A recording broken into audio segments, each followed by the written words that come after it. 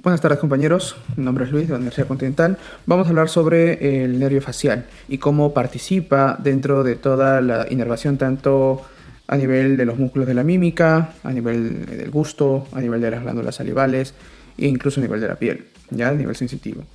Solo para recordarles que antes de poder comenzar con el trayecto y las ramificaciones que envía el nervio facial, tenemos que entender que el nervio facial presenta fibras aferentes, ¿no?, que van a recoger la información sensitiva, ¿no?, y van a llegar a las astas posteriores, ¿ya? Y va a tener información eferente, que va a enviar información, ¿no?, para la actividad de los músculos de la mímica, ¿no?, y para la actividad de las glándulas salivales en la producción de saliva. Vamos a generar, a través de la piel, vamos a generar una vía aferente somática general, que va a llegar a la asta posterior, pero también en los 2/3 parte va a recoger la información gustativa, ¿no? Y va a haber una vía aferente visceral específica, que también va a llegar al asta posterior.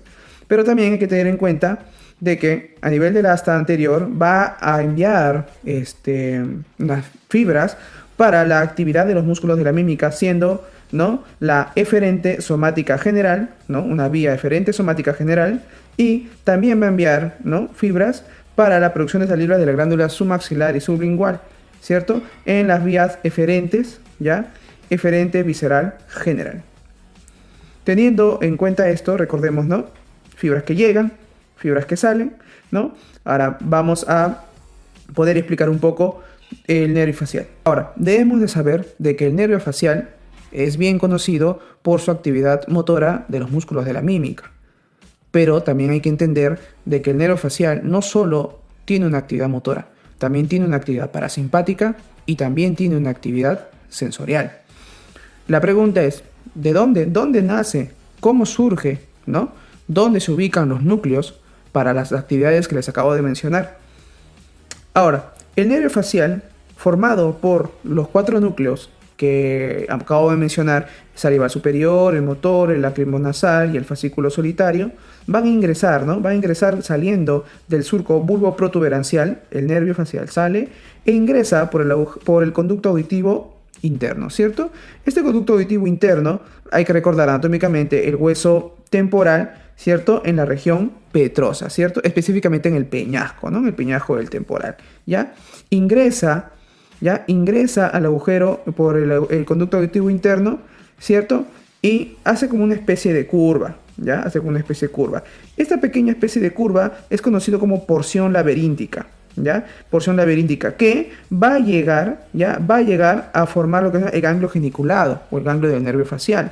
Entonces, la primera porción, que la porción laberíntica, va desde el conducto auditivo interno, donde ingresa las fibras del nervio facial, hasta el ganglio geniculado.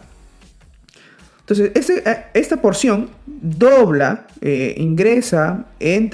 posteriormente ingresa, ¿ya?, para poder formar otra región, que sería la región timpánica, ¿ya? La región timpánica. Y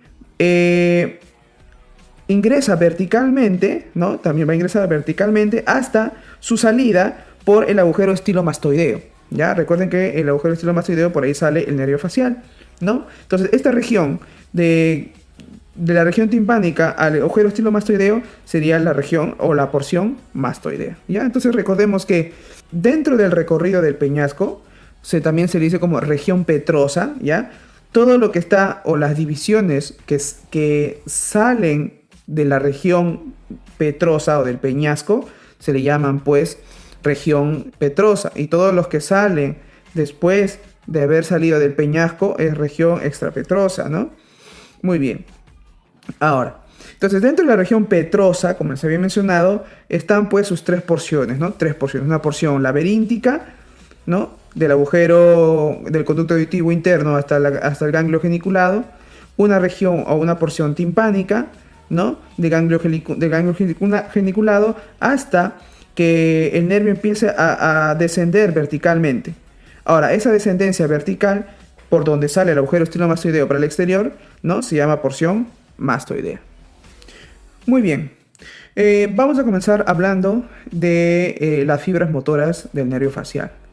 Ahora, el nervio facial, sus fibras motoras va a ingresar a la región petrosa, ¿no?, por el conducto auditivo interno, Va a generar, van a pasar la porción laberíntica por el ganglio geniculado, va a pasar la porción timpánica, va a pasar la porción mastoidea y va a salir por el agujero estilomastoideo, ¿ya? Y como nosotros ya sabemos, ¿no? Que sale por la región estilomastoideo y va a ingresar, ¿no? A la glándula parótida, y dentro de la glándula parótida va a haber pues dos divisiones, pues, ¿no? Hay ciertas variaciones también dentro de las divisiones dentro del ganglio de la glándula parótida del nervio facial, pero la más común es que se divida en una región superior o temporofacial y en una región inferior o cervicofacial, ¿no? ¿Para qué? Para que ellos puedan dar las fibras, ¿no? Tanto de las fibras frontales, de las fibras cigomáticas, de las fibras bucales, de las fibras de la marginal de la mandíbula y de las fibras cervicales que ya conocemos, ¿no? De las 5 fibras terminales para los músculos de inervación de la mímica, ¿ya? Pero hay que recordar también que antes de que ingrese a la glándula parótida para su división en sus dos ramas y sus terminaciones en los músculos de la mímica, va a poder también dar unas ramas extrapetrosas, como les había mencionado, ¿no? Ramas extrapetrosas no mímicas, porque estas que serían las ramas extrapetrosas mímicas, ¿no? Porque participan dentro de los músculos de la mímica.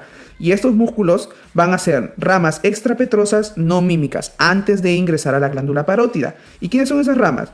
Bueno, recordemos que va a inervar para el músculo estiloioideo, va a inervar también para el vientre posterior del digástrico, va a inervar también para el músculo auricular posterior, ¿ya? Y para parte de las fibras del occipital, ¿no? Para el músculo occipito frontal, ¿ya? Entonces hay que recordar eso, ¿no?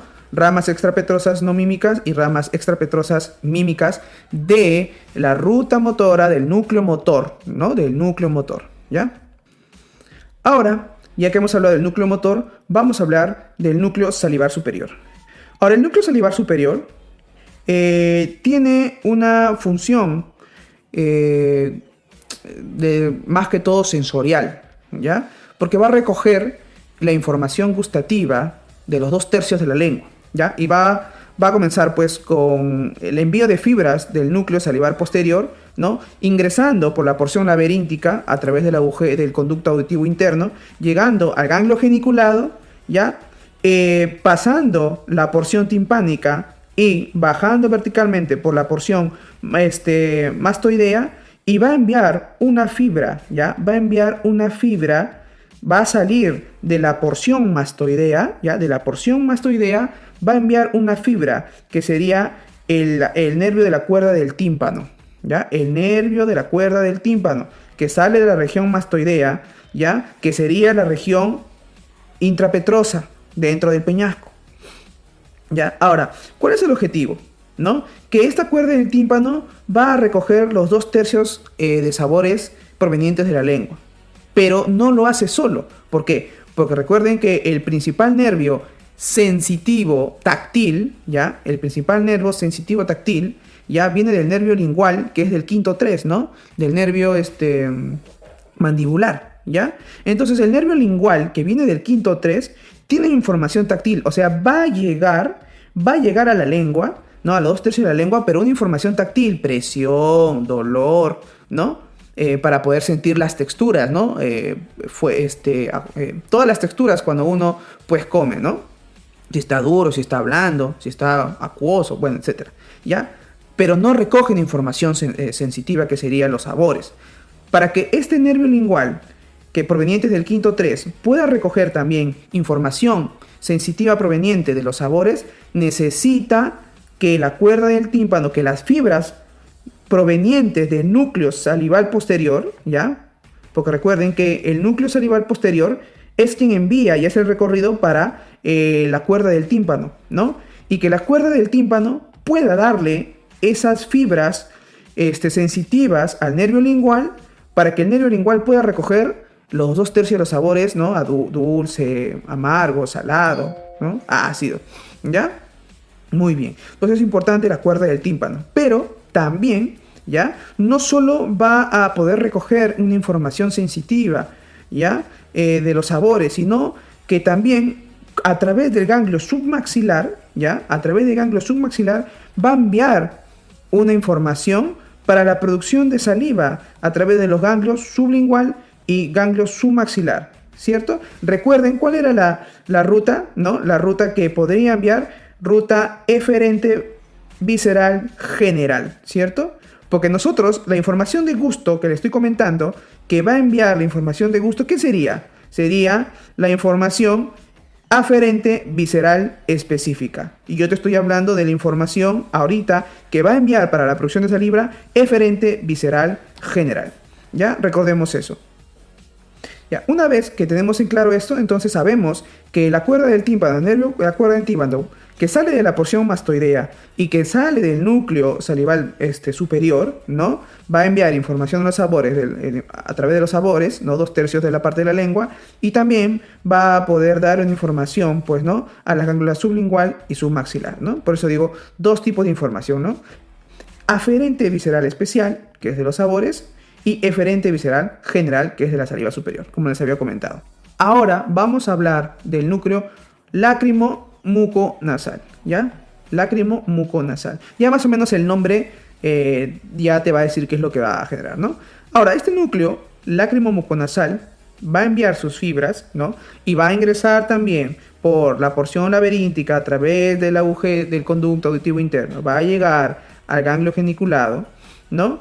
Y ahí va a salir, en esta región laberíntica, ya va a salir lo que se llama el nervio petroso superficial, que tiene información parasimpática, ¿ya? Vamos a verlo un poco más arriba. Y esto es importante.